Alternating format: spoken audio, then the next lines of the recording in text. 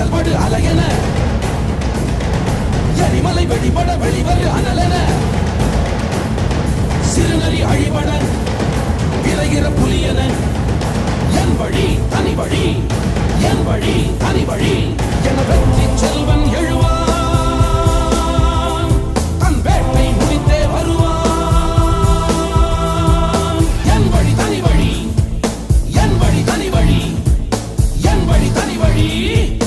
என் வழி தனி வழி என் வழி தனி வழி.